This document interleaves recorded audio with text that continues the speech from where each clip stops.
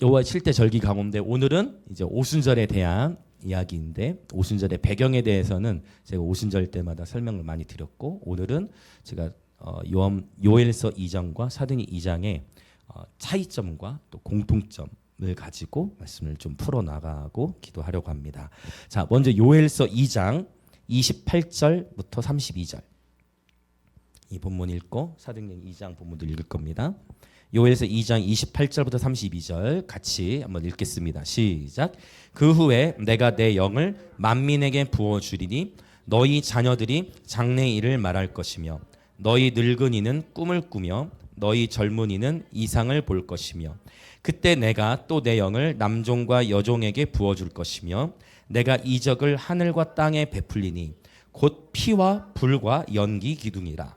여호와의 크고 두려운 날이 이르기 전에 해가 어두워지고 달이 핏빛같이 변하려니와 누구든지 여호와의 이름을 부르는 자는 구원을 얻으리니 이는 나 여호와의 말대로 시온산과 예루살렘에서 피할 자가 있을 것이며 남은 자 중에 나 여호와의 부름을 받을 자가 있을 것임이니라. 아멘. 이제 요엘서에 보면 메뚜기 재앙이 나옵니다. 메뚜기 떼들이 일장에 출현해가지고 메뚜기 종류도 4종류가 나와요. 그래가지고 메뚜기들은 이 곡식 채소들을 굉장히 다 갉아먹어요. 그래서 메뚜기들이 다 갉아먹는 바람에 추수를 제대로 하지 못하는 그러한 상황이 요엘서 1장에 언급되고 있다가 2장에 가서 보면 하나님께서 그럼에도 긍휼을 베풀어 주세요. 그 백성을 하나님이 너무나 극진히 사랑하신다.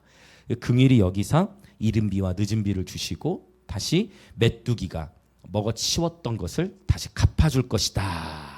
메뚜기가 먹어치우는 횟수대로 너에게 갚아줄 것이다 라고 표현하는데, 이 요엘서에 나오는 메뚜기를 요엘서 2장 1절부터 10절의 문맥하고 2장 후반절에 보면은 큰 군대라고 표현을 해요. 그러니까 이 메뚜기가 진짜 메뚜기 떼이지만 또한 군대라고 표현을 했어요. 요한계시록 9장에도 보면 무적행에서부터 누가 나오냐면 황충이 나와요. 황충. 이것도 사실 메뚜기와 같은 거예요. 근데 그 황충은 정갈 같은 꼬리가 있고 그래서 침을 쏘고 뭐 이런 것들이 있는데, 우리가 걱정하지 않아도 될 것은 하나님의 인침을 받은 자들은 이 황충이 절대 해하지 못한다 했습니다. 아멘. 성령의 인침을 받은 자들을 황충은 해할 수 없다라고 명백하게 선언하고 있어요. 자, 어쨌든 그래서 이 메뚜기를 실제 군대로 볼 수도 있고 아니면 메뚜기 떼로 볼 수도 있고, 결국은 이 상징과 실제 아니면 또 피조물로 보든지 아니면 그 사람의 군대로 보든지 두 가지 해석이 다 가능할 수 있는데, 어찌됐든 메뚜기 떼의 공격이 있었고 그 이후에 하나님께서 긍휼히 여기서 회복을 시키시는 거예요. 심판 이후에 회복을 시키시고 그 후에 내가 내 영을 만민에게 부어준다라는 어마어마한 예언을 선지자를 통해 하나님 주십니다. 그리고 이 놀라운 예언의 말씀을 베드로가 사도행전 2장에서 선포합니다. 자, 2장으로 가봅시다. 2장 1절부터 13절의 본문을 가지고 제가 예전에 설교할 때 작년 오순절이었겠네요. 특별히 방언에 대해서, 요즘에도 보면은 방언에 대해서 뭐 어떤 교단에서는 뭐 방언은 귀신의 언어다 뭐 이렇게 얘기하는 분들까지 있는 것 같아요. 네. 그러나 그 표현은 매우 성령님을 근심시키는 그런 표현이다라는 것을 제가 분명히 이 사도행전 2장 설교 때 기억나요. 디알렉토스와 글로사. 디알렉토스는 방언이 어떤 의미도 있을까요? 지방의 사투리라는 의미도 있죠. 명백해요. 네, 사투리라는 의미가 분명히 있습니다. 그러나 또한 이 방언이라는 단어가 디알렉토스가 아니라 글로사라는 단어로 쓰이면, 글로사는 어떤 의미가 있다고 했냐면 혀라고 했어요. 혓바닥, 혀. 그래서 성령께서 혀를 주관하시는 거예요. 그래서 성령이 말하게 하심을 따라 알아들을 수 없는 그런 혓바닥이 말을 하게 되어지는 그러한 방언이 있고, 고린도전서 12장부터 14장에서는 헬라어 단어를 하나만 쓰고 있다고 했는데 그 단어가 뭐예요? 이제 글로사인 거예요. 그래서 명백히, 근데 사도행전 2장이 헷갈리는 이유는 뭐냐? 사도행전 2장 1절부터 13절은 이 디알렉토스와 글로사가 번갈아 가며 나타나. 그러니까 실제 사도행전 2장에서 나타났던 역사는 그들이 방언을 말했는데 그 방언을 거기 있는 사람들이 다 어떻게 해서 알아들었다고 했잖아요. 이해되시죠? 그러니까 디알렉토스와 글로사가 섞여져서 나타난 거예요. 그러나 고린도전서 12장부터 14장은 명백히 헬라어로 글로사만 나타난다. 그러니까 방언으로 기도할 수 있다. 성령의 충만한 가운데 방언이 터쳐져 나오기도 하고 또 방언의 바울이 뭐라고 해요? 방언의 은사를 또 방언 말하기를 구하라고 해요. 나는 너희보다 더 방언 말함으로 인해 하나님께 감사하는 표현도 쓰듯이 방언으로 기도할 수 있어요. 그러나 방언으로 기도하는 자는 방언을 하지 않는 자에 대해서 영적 우월감을 드러내지 않도록 하는 그런 서로 안의 존중의 그런 문화들도 분명히 필요한 것입니다. 왜냐하면 진짜 성령의 사람인데 방언을 하지 않을 수도 있다. 당연한 거예요. 그래서 방언으로 기도하는 분은 방언으로 또 많이 기도하시되 방언으로 기도하지 않고 그냥 방언이 아니더라도 충분히 여러분 성령의 감동하심을 따라 기도할 수 있다라는 거예요. 이러한 서로 안에 존중이 필요할 것 같습니다. 자, 그래서 방언에 대해서 예전에 제가 한 1시간 정도 설교한 적이 있었던 것 같아요. 그래서 그 부분은 넘어가고 오늘 이 요엘의 예언을 베드로가 어떻게 선포하는지 16절부터 21절. 이제 사람들이 이렇게 자꾸 와 방언 말하는 것도 보면서 이들이 보니까 어떤 사람들은 막 조롱하는 거예요. 그러면서 저들이 뭐에 취했다? 새 술에 취했다라고 표현하잖아요. 그게 2장 13절이죠. 그러니까 성령의 충만한 모습을 봤을 때 정상적으로 보인 게 아니에요. 그렇죠? 그러니까 술에 취한 사람처럼 보였다라는 거야. 굉장히 기뻐해 주셔서 감사합니다. 그러니까 술에 취한 사람처럼 보였다는 거예요. 그 평범한 모습이 아니었다는 거예요. 그러니까 성령에 충만한데 오히려 정돈돼 있다. 그게 더 이상할 수 있는 그런 느낌의 본문인 거예요. 성령의 충만함이 나타나니까 뭔가 이 새술에 취한 것처럼 진짜 저 사람 저희들 술 취한 거 아니야라고 보여졌다는 거예요. 제가 이 감비아 친구들하고 선교사님과 대화하는 걸 어제 들어보니까 이틀 전이네 벌써. 약간 우리가 하는 방언기도 스타일이 나오는 것 같아. 그러니까 감비아 부족 언어인데 뭐 얘기하는 게 들어보신 분들 그렇지 않습니까? 방언기도 하듯이 뭔가 어떤 언어들이 나오는 것처럼 어쩌니까 저와 여러분이 하는 글로사 저와 여러분의 글로사 저와 여러분의 혀로 하는 그 방언이 어떤 부족 안에서는 디알렉토스 그 지역의 언어일 수 있다는 거예요. 이거 정말이에요. 그래서 이 감비아 이 언어 들어보니까 이게 진짜 우리가 하는 방언이 어디선가는 저 언어가 될 수 있겠다라는 생각을 하게 되게 비슷한 어떤 느낌이 있더라고. 되게 재밌었는데 실제 저도 자꾸 오늘 방언 얘기 안 하고 다른 거 넘어가게 되면 방언 얘기를 또 하네요. 잠깐 좀만 더 얘기를 해야 될 것 같아요. 이게 흐름이. 그래서 방언에 있어서 제가 한 번은 자꾸 제 입에서 카바가 막 나올 때가 있는 거예요.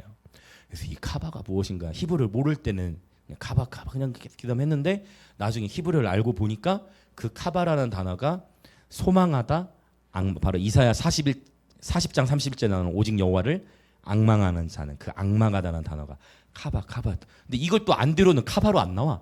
안디로부터는 더 제가 의식해서 그런지 몰라도 그 단어는 안 나오고 또 이제 다른 단어로 막 이렇게 나오게 되는 거 보게 되는데 여러분이 저와 여러분이 글로사로 성령 안에서 방언으로 기도하는 것이 어느 한 부족 안에서는 디알렉토스 지방의 언어일 수 있다. 그래서 방언으로 기도하신 분은 또 방언으로 기도하시고 방언으로 기도하면 또 많은 유익이 있죠. 방언으로 기도한 자는 자기의 덕을 세운다라고 표현하고 있어요. 그리고 방언으로 기도를 하게 되면 기본적으로 기도를 이렇게 또 오랫동안 할 수 있는 그렇죠? 방언으로 기도를 하면 기도를 또 오랫동안 할 수 있게 되어져요. 방언으로 하는 기도는 분명히 영으로 하는 기도라고 성경이 증거하고 있습니다. 자, 그래서 저희 여러분 이렇게 저희 영광 임재교회처럼 막 강력하게 찬양과 경배를 올려드리다 보면 여러분 자연스럽게 방언들이 열려지십니다. 할렐루야. 자연스럽게 성령께서 말하게 하시는 분. 중요한 게 있어요. 대신 방언으로 말하려면 기본적으로 입을 닫고 있으면 안 돼. 여러분이 나는 절대 입을 안 열 거야 하면 방언이 안 열려요, 여러분. 입을 닫고 있으면 안 돼. 일단 소리를 내서 기도하면서 성령께서 말하게 하심을 따라 열어주실 거예요. 물론 방언으로 기도하지 않더라도 우리는 성령 안에서 기도할 수 있습니다. 자, 그러면 요엘서 사도행전 2장 16절부터 21절 또 읽어봅시다. 시작. 이는 곧 선지자 요엘을 통하여 말씀하신 것이니 일렀을 때 하나님이 말씀하시기를 말세에 내가 내 영을 모든 육체에 부어주리니 너희의 자녀들은 예언할 것이요 너희의 젊은이들은 환상을 보고 너희의 늙은이들은 꿈을 꾸리라. 그때 내가 내 영을 내 남종과 여종들에게 부어주리니 그들이 예언할 것이요 또 내가 위로 하늘에서는 기사를 아래로 땅에서는 징조를 베풀리니 곧 피와 불과 연기로다. 주의 크고 영화로운 날이 이르기 전에 해가 변하여 어두워지고 달이 변하여 피가 되리라. 누구든지 주의 이름을 부르는 자는 구원을 받으리라 하였느니라. 아멘. 이제 이런 놀라운 한 번도 경험해보지 않았던 막 성령의 역사들이 막 나타나고 방언을 말하기를 시작하니까 이거는 설명이 필요한 거예요. 베드로 사도가 막 조롱하고 막 술 취했다라고 말하는 사람들에게 여러분 지금 이들이 지금 술 취한 게 아니다고, 우리가 지금 술 취한 게 아니라 이 일은 이미 성경에 예언되어졌던 일입니다라고 하면서 요엘서의 말씀을 가져오는 거예요. 자, 그런데 이제 우리가 17절을 보면 요엘서 2장과 이 사도행전 2장의 베드로가 선포하는 내용이 굉장히 유사하지만 그럼에도 불구하고 차이점들이 있어요. 차이점들을 이해하는 것이 의미가 있는 것 같아요. 그래서 구약에서 신약으로 넘으면서 이 예언이 성취, 그러니까 예언으로 그러니까 미래의 일로만 여겨졌던 일이 이제 뭐가 된 거예요? 현재가 돼버린 거예요. 미래로만 여겨졌던 일이 현재가 됐다. 이것을 이해하는 게 굉장히 중요해요. 하나님의 나라도 여전히 예수님께 아직 재림하시지 않았지만 예수께서 이 땅에 오심으로 하나님의 나라를 가져오셨어요. 할렐루야. 그래서 예수님께서 마태복음 11장에 뭐라고 말씀하시냐면 침례 요한의 때로부터 천국은 뭘 당한다고 하냐면 폭력을 당한다, 침노를 당한다는 표현을 써요. 율법과 선지자가 예언한 것은 침례 요한의 때까지요 라고 표현하면서, 즉 뭐냐, 예수님께서 하나님 나라의 왕이시잖아요. 그분이 이 땅에 오시면서 하나님의 나라를 가져오신 거예요. 아멘. 그래서 우리가 이렇게 여러분 예수님이 행하신 일로 말미암아 우리가 만약 구약시대에 살았으면 저와 여러분 지금 짐승 각 떠야 돼요. 짐승이 가죽 벗겨야 돼요. 제사 드려야 되니까. 그래서 우리는 안식일을 범한다고 해서 죽어요, 안 죽어요? 우리 죽어요, 안 죽어요? 안식일 범하면 안 죽어요. 구약에는 안식일 범하면 죽잖아요. 죽임을 당하잖아. 그러니까 율법에서부터 우리를 해방시키신 거예요. 예수 그리스도께 행하신 일로 말미암아. 그러니까 옛 언약에서 새 언약의 시대가 열려버린 거예요. 네. 그래서 이 표현이 굉장히 중요해요. 이미, 아직. 이 표현을 신학자는 참 많이 쓰는데, 그러니까 예수님을 통해 하나님의 나라가 이미 이 땅에 임했지만 아직 완전한 건 아니죠. 맞죠? 완전한 것은 예수님의 재림과 함께 이제 완성이 되어지게 되겠죠. 그래서 이 부분을 이해하는 게 중요해요. 그 예수님께서 말씀하시기를 너희들이 내 이름으로 귀신을 쫓아내면 뭐가 임했다. 분명히 마태복음 11장에 말씀하세요. 너희들이 내 이름으로 귀신을 쫓아내면 하나님의 나라가 너희 가운데 임하였느니라. 그래서 또 바리새인들이 묻잖아요. 하나님의 나라가 어디 있습니까? 주님 뭐라고 하죠? 하나님의 나라는 여기 있다 저기 있다 할 것이 아니라 이미 너희 안에 있느니라. 이미 너희 안에 있느니라 라고 주님 말씀하신 거예요. 이 하나님 나라의 가장 큰 특징 중에 하나는 하나님의 나라는 오직 성령 안에 있는 의와 평강과 희락이라 라고 말씀하셨어요. 그래서 그분의 의와 평강과 희락, 지금 우리가 그분의 평안과 기쁨을 누리고 있다면 우리는 하나님 나라의 그 기쁨과 평안을 누리고 있는 것입니다. 네, 이렇게 이제 정리를 해 나갈 수가 있겠죠. 자, 그러면 이제 어떤 차이가 있느냐? 첫 번째, 자, 분명히 요엘서 2장에서 이 표현을 썼어요. 그 후에라고 했거든요. 그 후에 내 영을 만민에게 부어준다고 했는데 사도행전 2장에서는 그 후에라는 표현이 없어졌어. 그 후에 대신 어떤 표현을 썼을까요? 자, 요엘서 2장에서 그 후에 내가 내 영을 만민에게 부어준다 했는데 사도행전 2장에서는 그 후에라는 표현을 빼고 뭘로 바꿨을까요? 하나님이 말씀하시기를 17절. 그 후에가 뭘로 바뀌었냐면, 그렇죠, 말세라는 표현이 요엘서에는 아니에요. 요엘서에서는 말세라고 하지 않고 어떻게 나왔다고요? 그 후에 메타타우탄, 그 후에라는 표현을 썼는데 지금 사도행전 이 베드로는 그 미래 얘기했던 거를 하나님 말씀하신 말세가 무슨 의미입니까, 여러분? 세상의 끝, 세상의 마지막이라는 뜻이에요. 맞나요?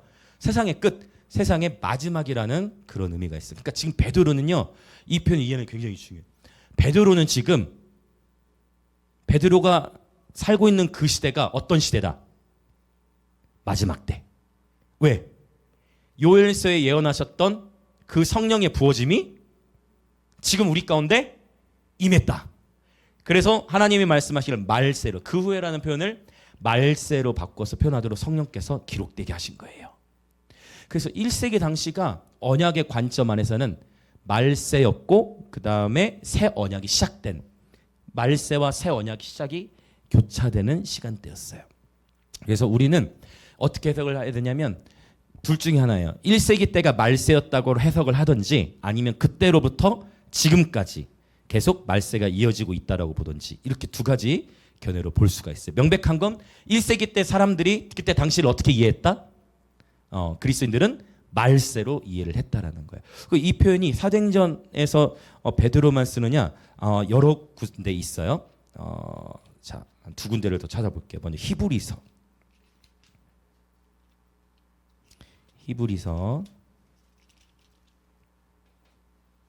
9장, 이런 거 좀 메모해 놓으시고 나중에 더 문맥과 함께 보셔도 좋아요.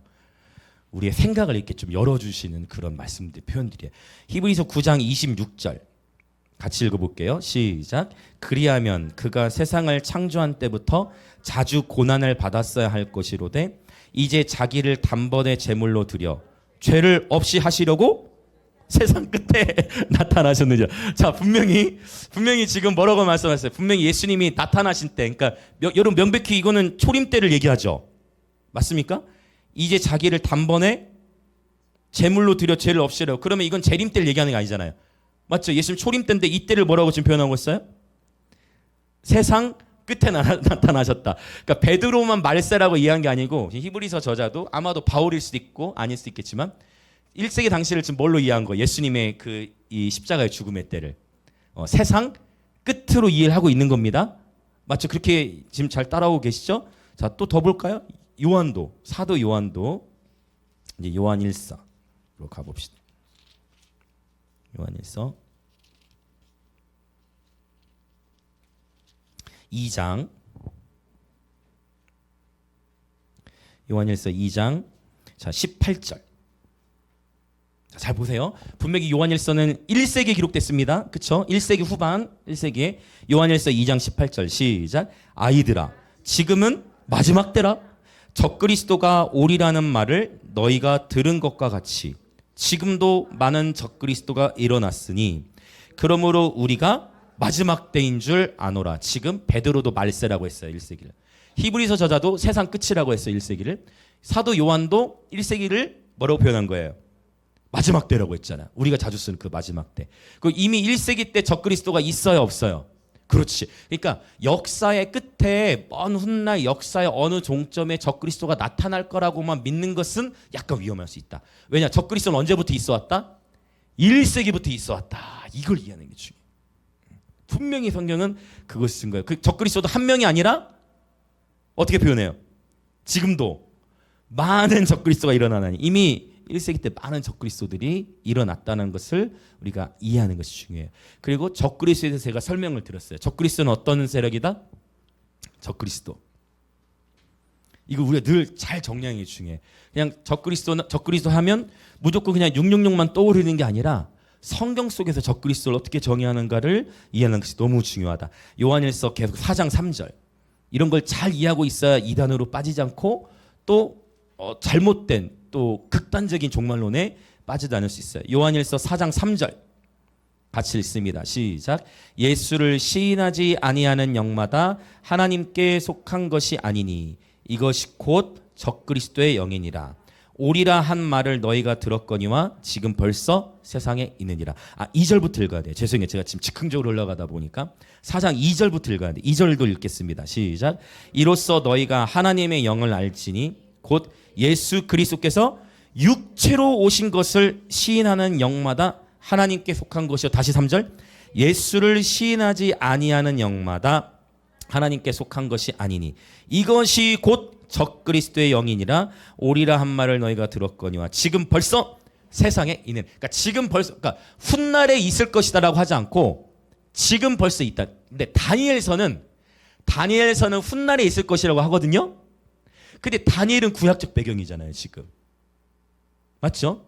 다니엘이 살았던 시대를 생각해 보시면 다니엘은 바벨론, 페르시아죠. 그러니까 BC 약 500년대. 그러니까 BC 500년대에 봤을 때는 훗날로 이야기를 계속하는데 요한일서나 히브리서나 사도행전에서는 지금 말세를 어느 때로 먼저 보고 있는 거예요? 기본적으로 1세기 때를 보고 있는 거예요. 그렇죠. 네, 이 기록된 말씀의 배경 속에서 보자면, 그리고 적그리스도는 어떤 세력이냐면 4장 2절 3절을 통해 보자면 예수님께서 육체로 오는 것을 시인하지 아니하는 영이 적그리스도의 영이에요. 여러분 2절과 3절을 문맥적으로 쭉 보시면 충분히 제 말이 어떤 의미 이해되실 거예요. 그러니까 그 얘기는 뭐냐면 여러분 이슬람교도 예수를 인정해요, 안 해요? 예수를 인정하죠. 예수 그래 인정하죠. 성자로 인정하죠. 그러나 성자로는 인정하지만 하나님의 아들로 하나님으로는 인정하지 않는 것. 즉 예수 그리스도의 성육신을 인정하지 않는 것. 그러니까 예수는 그냥 예수야. 그렇죠? 예수는 예수야. 하나님이 육신을 입었다. 요거는 동의할 수 없는 성육신을 부인하는 거. 이것이 적그리스도의 영이에요. 그러니까 적그리스도라는 것을 한 사람으로만 지칭할 것이 아니라 이슬람교는 당연히 적그리스도적인 세력으로 우리가 볼 수가 있습니다. 네. 이렇게 정리를 하는 것이 굉장히 중요한 것 같아요. 그래서 자 다시 말씀드려요. 분명히 여러분 마지막 때 하면 어떤 생각만 드세요? 일단 마지막 때 하면 내가 살고 있는 시대라는 생각으로만 들죠. 그러나 내가 살고 있는 시대도 당연히 아직 재림하시지 않았기 때문에 마지막 때를 할 수 있지만 이 마지막 때가 언제 시작됐다고요? 1세기 때 시작이 됐어요. 그렇죠? 그래서 사실 언약의 관점에서 보면 그때가 1세기가 마지막 때고 우리는 새 언약 시대 가운데 살고 있다라고까지 성경은 증거하고 있어요. 그래서 그리스도 안에서 우리가 뭐가 됐어요? 새로운 피조물이 되었어요. 세상 끝에 예수님이 나타나셨다라는 표현을 통해서. 자, 지금 제가 성경 여러 구절을 찾았죠? 사도행전, 히브리서, 요한일서. 분명히 1세기 당시를 마지막 때를 보고 있다. 그래서 마지막 때를 그때로부터 약 2000년 넘게 쭉 스펙트럼을 넓혀도 괜찮아요. 우리 당연히 예수님이 재림하지 않으셨기 때문에. 그러나 우리가 살고 있는 시대만 마지막 때가 아니었다. 분명히 성경이 저는 어떻게 이해를 해요? 바로 1세기 당시를 마지막 때로 분명히 이해하고 있었다라는 거. 이것을 이해하는 게 중요하고 또 하나. 자, 그래서 그 후에라는 표현이 말세로 바뀌었다라는 것은 뭐냐면 드디어 하나님의 그 언약이 이제 시작되었다. 즉 새로운 시대가 시작되었다. 여러분 예수 그리스도로 말미암아 새 시대가 시작됐음을 선포합니다. 성령의 오심으로 말미암아 새 시대가 시작되었음을 선포합니다.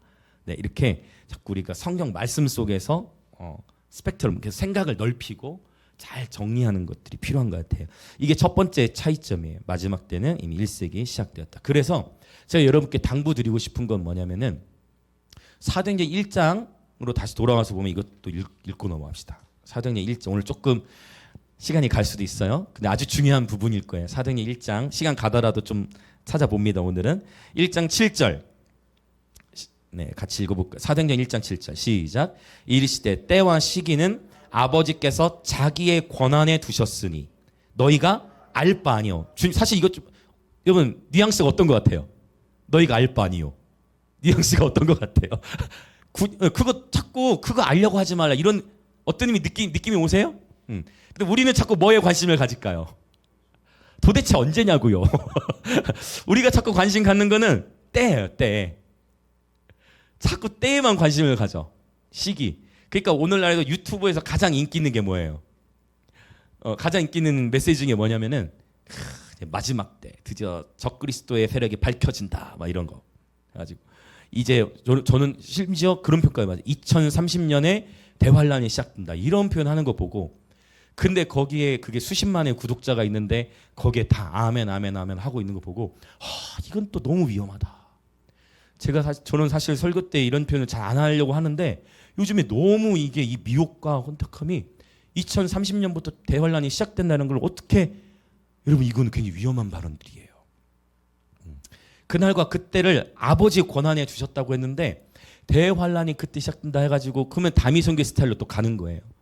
다미선교를 아시죠? 다음 세대는 모를 수 있지만 주님이 이장님이죠. 1900 몇 년입니까?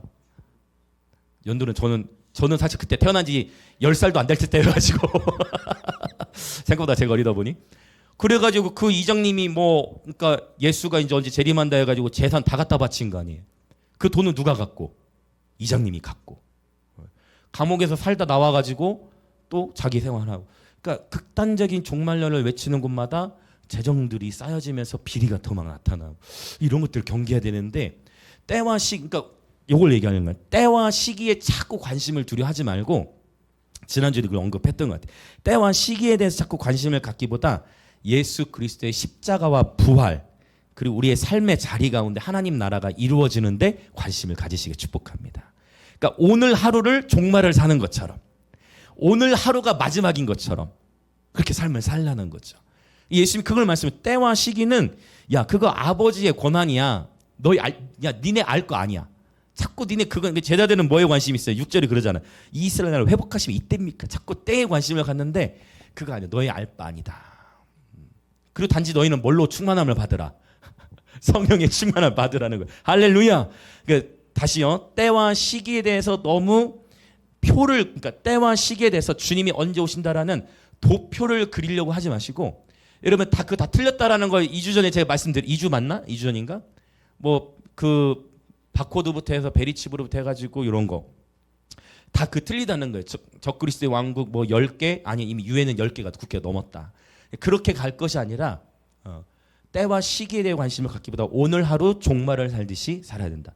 제가 다시 말씀드리죠. 목회자로서 말씀드리자면 그렇게 정말 주님 오실 때가 다가왔다고 하는데 왜 연금을 놓고 왜 저택을 사고 왜 하냐는 거예요. 자꾸 비판적으로 제가 원래 이런 사람이 아닌데 제가 이런 얘기를 하는 건 여러분을 보호하기 위함인 거예요. 저 원래 이런 거 정말 싫어해 이런 표현하는 거. 근데 왜 그러면 정말 종말을 사는 것처럼 살아야지 그렇게 설교하는 분들이 자식에게 단체를 물려주고 자신의 자녀에게 막 단체 물려주고 왜 호화저택과 본인의 연금에서 노후를 준비하냐는 거예요. 성도들에게는 이제 곧 주님이 오시니까 명품이 뭐고 다 필요 없고 다 이제 다 좋은 차도 필요 없다 다 바치라 해서 위압감만 들고 그래서 이런 연금 여러분 절대 여러분 깨어 계셔야 돼. 근데 이렇게 제가 얘기를 해도 여러분 이미 유튜브를 보면은 그 수백만의 사람들은 이렇게 제가 얘기하면 저한테 화내실 분들이 꽤 많을 거예요.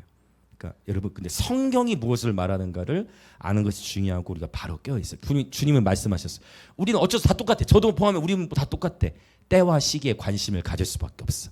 그러나 주님이 말씀하신 때에 관심을 어디에 두라고 하셨냐면 여호와의 절기들 이 절기 사이클들을 통해서 하나님은 이것은 왜냐하면 이 여호와의 절기를 기념하라고 주님이 말씀하셨기 때문에 이 절기들에는 당연히 관심을 가질 수 있지만 이제 뭐 적그리스도의 등장 뭐 이런 거에 대해서는 민감하게 생각할수록 오히려 더 나도 모르게 오류에 빠질 수 있다라는 것을 여러분 기억하시고 깨어 계시길 축복합니다. 오늘의 하루를 종말을 사는 것처럼 사는 거예요. 아멘. 오늘의 하루가 마지막인 것처럼. 자, 그래서 우리가 요한일서 2장 18절도 아까 전에 읽었지만 이미 1세기 때 적그리스도가 등장을 했다. 그런데 그때 분명히 요한일서에서는 오늘 본문 사도행전 2장도 그렇고 요엘 2장도 그렇지만 아이들도 나오고 젊은이들도 나오고 그다음에 누구도 나와요? 아비들도 나오거든요. 근데 적그리스도에 대해서 알려주는 그 대상이 누구였어요? 요한일서 2장 18절에 아이들이었을까요? 청년들이었을까요? 아비들이었을까요? 자, 때와 시기에 관심을 갖는 것은 아이일까요? 아비일까요? 청년일까요? 생각하는 거예요. 자, 요한일서 2장 18절은 아이들에게 말씀하세요. 아이들. 그래서 신앙에 여러분 어렸을 때는 불안정해요. 항상 시간. 그렇죠? 그 분명히 아이들. 여러분 때와 시기에 대해서만 반응하는 것은 다시 종말에 대해서 여러분 민감한 이슈에 대해서 자꾸 그쪽으로만 끌려가는 것은 오히려 아이의 신앙일 수 있어요. 할렐루야. 여러분 축복합니다. 네, 성숙함의 계절로 들어와야 돼요. 네, 아이들에게 오히려 주님은 그것을 말씀하고 계신 거예요. 자, 성령의 오심으로 말미암아 새 시대가 시작됐어요. 두 번째 차이점. 요엘서 2장과 사도행전 2장의 차이점. 요엘서 2장에서는 장래일을 말할 것이라고 했는데 사도행전 2장에서는 장래일을 말할 것이라는 표현이 빠져버렸어요. 그리고 어떻게 바뀌었을까요? 장래일을 말할 것을 어떤 단어로 바꿨을까요? 말세 내가 내 영을 모든 육체에 부어준 너의 자녀들은 요엘서 2장에서는 장래를 말할 것이라고 했는데 사도행전 2장에서는 그렇죠. 예언으로 바뀌었어요. 자, 또 정리를 해야 돼. 계속 베드로가 이해하고 있는 거, 하나님께 베드로를 통해 말씀 주시는 거, 분명히 요엘서에 예언됐던 미래적 일이 AD 1세기에 이 말씀이 성취되었다. 자, 장래일을 말할 것이라고 했어요. 미래로 보고 있는데 베드로는 그러면 지금 이걸 또 뭘로 보냐면 현재로 또 보고 있는 거예요. 그래서 예언을 우리는 미래를 맞추는 것으로만 연하지만, 여러분 미래를 맞추는 것은 여러분 샤머니즘 안에서도 있어요. 그렇죠? 예언이라는 것은 단순히 미래를 맞추는 데 관심을 갖는 게 아니에요. 장래일을 말할 것을 베드로는 뭐라고 선언하고 있어요? 예언할 것이라고. 제가 이거를 예배적 관점으로 풀었죠. 기억나십니까? 예언. 즉 이 예언의 스펙트럼을 넓혀야 된다. 한 사람을 위해서 축복해 주는 그것도 당연히 예언이 될 수 있지만, 예언이라는 것은 여러분 하나님의 말씀을 대언하는 것이기 때문에 저와 여러분이 기록된 이 하나님의 말씀을 선포하는 것도 예언이다. 할렐루야. 이 예언의 스펙트럼을 넓히는 게 중요해요. 요한계시록 19장 10절 분명히 제가 말씀 속에서 나눴던 게 기억이 나요. 그렇죠? 너희는 오직 하나님께 경배하라. 예수의 증언은 예언의 영이다. 그래서 참된 예언은 누구를 높인다 했어요? 참된 예언은 반드시 예수 그리스도를 높인다 하는 것. 그런 예언이라는 것이 이렇게 귀하기 때문에 원수 마귀는 예언이라는 것을 통해서도 사람을 조종하고 통제할 수 있으니 그게 바로 이세벨의 영향력이다 라고 했어요. 분명히 요한계시록 2장에 이세벨을 자칭 선지자라는, 특별히 요한계시록 7교회 가운데 4교회의 이 문제, 바로 자칭의 문제. 자칭 사도, 자칭 선지자, 자칭 사도, 자칭 선지자의 문제가 7교회 가운데 4교회에 있었어. 그래서 자칭 사도는 경계해야 돼. 자칭 선지자도 경계해야 돼. 진짜 사도적인 사람, 진짜 하나님의 선지자들은 자기 자신이 그렇게 얘기하지 않아요. 이걸 경계하십시오.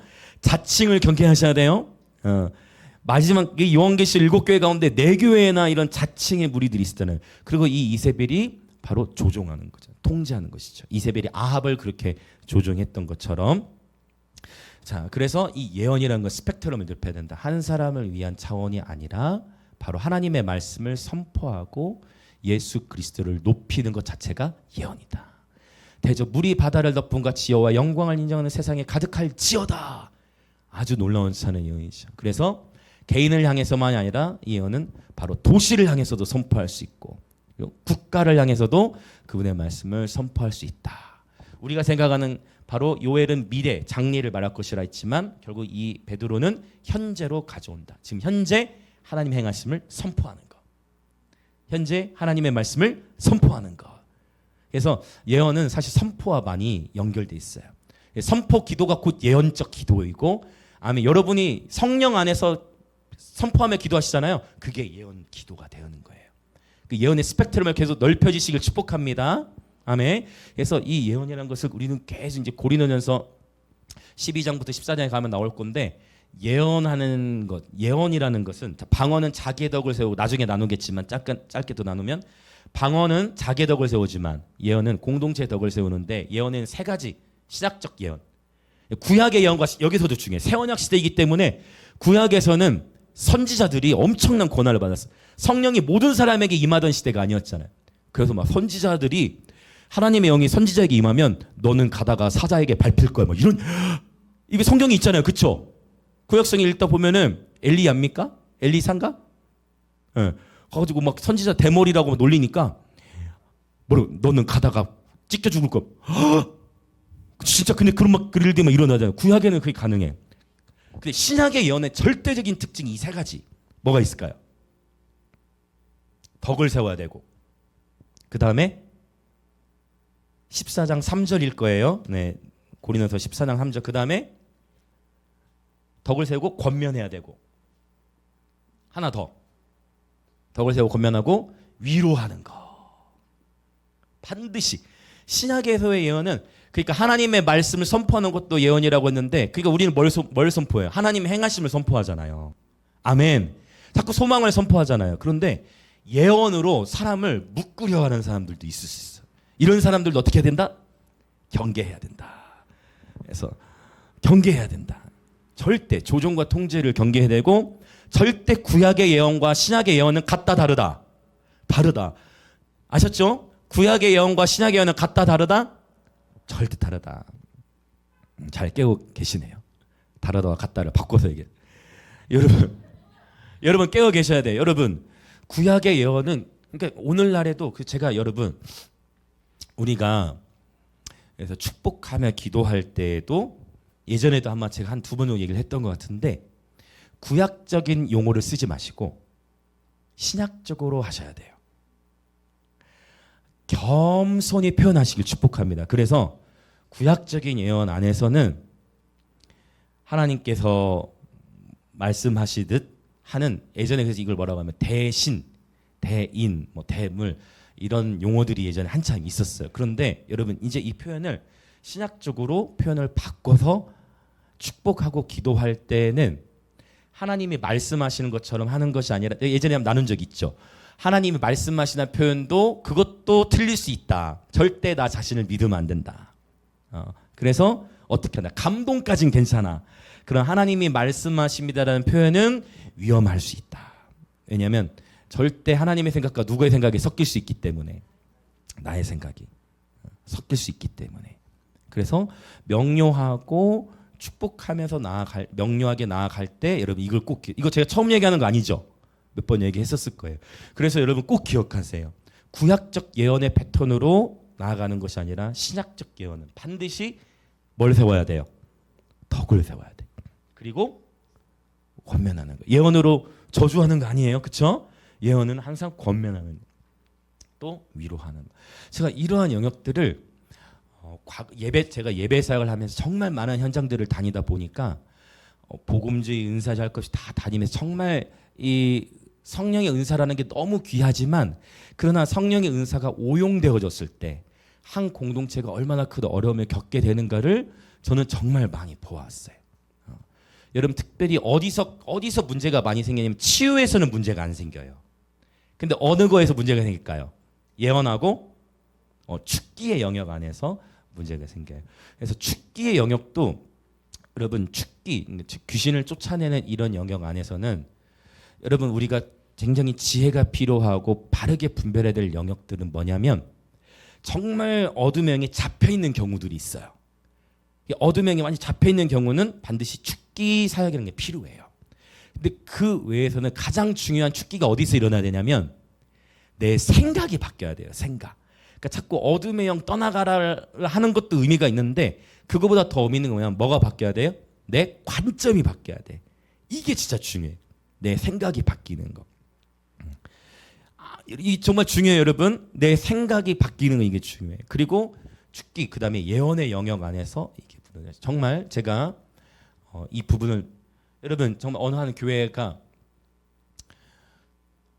막 그 선지자라는 사람들이 와가지고 교회 이 건물을 사게 될 거다 해가지고 여러분들 하나님께서 지금 저에게 말씀하십니다. 한 사람당 100만 원씩 헌금하세요라고 했어. 그 사람들이 헌금했을까요, 안 했을까요? 했죠. 아이들까지 다 했죠. 근데 그러니까 선지자라는 사람이 와가지고 여러분 지금 분별해야 되는 시기예요. 선지자라는 사람이 와가지고 100만 원씩 헌금하십시오. 그러면 이 건물 사게 될 거면 했는데 다 해서 100만 원씩 걷었는데 결국 그 건물 샀을까요, 못 샀을까요? 못 샀으니까 제가 얘기하는 거겠죠. 결국 못 샀어요. 그리고 그 교회는 무너졌어요. 완전히 무너졌어요. 그 무너진 교회가 다시 재건되는데 7년 정도가 걸렸어요. 완전히 무너졌어요. 왜? 사람들은 그 예언을 믿었는데 이거 뭐야? 하고 아니다라고. 여러분 아무리 탁월한 하나님의 선지자라고 해도 그 선지자들로부터 예언이라고 표현된 것 중에 여러분 많이 이루어지면 30% 정도예요. 지금 제가 하는 얘기는 뭐냐면 하나님이 말씀하신다는 표현은 좀 더 절제해라. 가급적 절제해라. 왜? 하나님이 말씀하시냐 하나님이 말씀할 생각에도 누구 생각과 섞여진다. 내 생각과 섞여질 수 있다. 늘 경계. 심지어 저는 이런 것도 봤어요. 하나님이 말씀하셨다고 해서 스트립쇼를 가는 목사님을 봤어요. 근데 심지어 잘 들으세요. 가스라이팅이 되어져 있으니까 우리 목사님에게 하나님이 말씀하셨으니 우리는 그걸 존중한다. 상상이 되세요? 여러분이 지금 이해가 되면 안 되는 거예요. 이거는 그럴 수 있지 하시면 안 되는 거예요. 이게 여러분 어떻게 그럴 수 있지라는 생각이 들 수 있지만 이 하나님의 음성을 분별하는 삶을 사는데 여러분 이게 제가 지금 지어낸 이야기가 아니에요. 제가 수많은 사역 현장 속에서 보고 듣고 여러분 이런 일들이 일어나요. 그러면 그 몸은 어떻게 되겠어요? 찢어지겠죠. 몸 큰 아픔을 겪겠죠. 이건 말도 안 된다라는 그룹이 있고 또 어떤 그룹이 생기겠어요? 그렇지 않아. 우리 목사님이 하나님께 말씀하셨으면 그럴 수 있어 라고 하는 그룹이 있는 거고. 그러니까 분별은 여러분 절대적인 분별은 무엇을 통해야 되냐면 하나님의 말씀을 통해야 돼. 그거 제가 얘기하잖아요. 제가 여러분에게 하나님의 말씀에 옳은 길이 아닌 다른 길로 전하면 제가 어떻게 하라 했어요? 우리 교회를 여기를 떠나셔야 된다. 제가 하나님의 말씀에서 어긋나서 여러분이 가르치면 여러분 과감하게 목사님은 사꾼입니다. 목사님은 말씀을 지금 여러분 지금은 웃고 있지만 언젠가 이런 날이 올지도 모르니 그런 날이 오면 절대 그런 날이 오면 안 되겠지만 목사님 지금 말씀을 잘못 전하고 있습니다라고 저에게 따지셔야 돼요. 제가 하나님의 말씀이 아닌 다른 걸 전하고 있으면. 그리고 여러분 이곳을 떠나셔야 돼요. 그래도 제가 듣지 않으면 여러분 떠나셔야 돼요. 소경이 소경을 인도하면 같이 죽는 거예요. 그러나 저도 깨어 있을 것입니다. 그런데 여러분도 깨어 계십시오. 우리가 함께 깨어 있어야 됩니다. 여러분 미혹은 한순간이에요. 선줄로 생각할 때 넘어지는 겁니다. 그래서 여러분 섣불리 하나님이 말씀하셨다라는 표현을 쓰기보다 이 표현은 최대한 절제하고 감동의 표현으로까지 가라. 그것이 모두에게 덕이 되고 이것이 겸손이에요. 그래서 여러분 축복합니다. 누군가를 위해 기도해 주실 때 겸손한 표현으로 축복하시길. 할렐루야. 겸손한 표현으로 축복하십시오. 어떤 의미 이해되시죠? 네, 이거 굉장히 중요한 거예요. 자, 또 이게 또 얘기가 길어져서 죄송합니다. 자, 예언의 스펙트럼은 반드시 넓혀져야 한다라는 거예요. 자, 그러면서 또 한 가지 차이점이 더 있는데 이거를 보고 공통점을 봅시다. 세 번째 차이점은 뭐냐면 요엘서에서는 주의 크고 두려운 날이라고 했어요. 그런데 사도행전 2장에서는 바뀌었어요. 주의 크고까지는 같은데 어떻게 바뀌냐면 영화로운 날. 보이시나요? 영화로운. 주의 크고 두려운 날에 대한 표현에서 주의 크고 영화로운 날로 바뀌었어. 그게 뭐냐면 여러분 두려워만 보이는 그 미래 일들이 예수께서 오심으로 말미암아 이제 영화로운 날로 바뀌어지는 거예요. 또 이것은 어떻게도 볼 수 있냐면 예수 그리스도를 모르는 자들에게는 말세 마지막 때, 즉 이 앞으로의 미래가 두려운 뿐이에요. 그런데 예수 그리스도의 신부인 저와 여러분에게는 주님의 때가 다가올수록 영화로운 날이 다가오는 것입니다. 할렐루야. 믿지 아니하는 자들에게는 두렵고 떨리는 심판의 날이지만 저와 여러분에게는 가장 영광스러운 날인 줄 믿습니다. 할렐루야. 그래서 여러분 두려워하지 마시길 축복합니다. 성경 속에 두려워하지 말라는 표현이 몇 번 나온다고요? 365번 나온다. 그럼 이게 우연이겠어요? 아니라니까요. 절대 우연이 아니에요. 날마다 두려워하지 말라는 하나님 아버지의 마음이 있다라는 것입니다. 할렐루야. 네, 우리 주 예수 그리스도의 날은 가장 크고 영화로운 날이 되어질 것입니다. 자, 그러면 이 표현들을 또 이제 한 두 가지를 좀 더 보고자 하는데, 자, 20절 사도행전 2장 20절을 보면 20절을 같이 읽어볼게요. 시작. 주의 크고 영화로운 날이 이르기 전에 해가 변하여 어두워지고 달이 변하여 피가 되리라. 해가 변하여 어두워지고 달이 변하여 피가 되리라. 여러분 어떻게 생각하세요? 이 영화로운 날이 이르기 전에 해가 변하여 어두워지고 달이 변하여 피가 되리라. 자, 이 표현은 지금 이제 좀 공통점 부분으로 온 거예요. 분명히 요엘서 2장에서도 이와 같은 표현이 있어요. 약간 다릅니다. 네? 왜냐하면 사도행전 2장은 달이 변하여 피가 되는데 요엘서 2장에서는 달이 핏빛같이 변한다. 약간 표현이 달라요. 어쨌든 비슷하죠. 지금 해와 달에 대한 표현이. 그러면 이 표현이 요엘서와 사도행전에만 나오느냐? 아니에요. 어디도 나올까요? 요한계시록에 나오겠죠. 오늘 좀 성경을 많이 찾아봅시다. 요한계시록 6장.